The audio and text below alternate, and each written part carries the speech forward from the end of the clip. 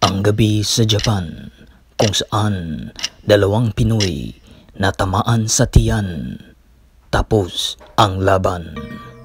Una kay Jonas Sultan nang matamaan sa katawan. Tapos ang laban.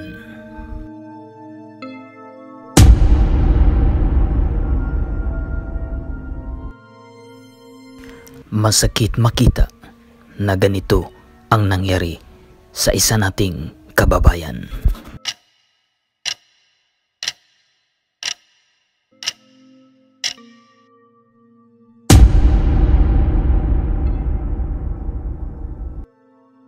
Ang sunod naman ang former world champion na si Jerwin Angkas nang matamaan rin sa tiyan. Doon, yuko sa canvas. Ito ang gabi kung saan dalawa nating kababayan masakit ang naranasan sa Japan. This is Bizdag Travel Sports.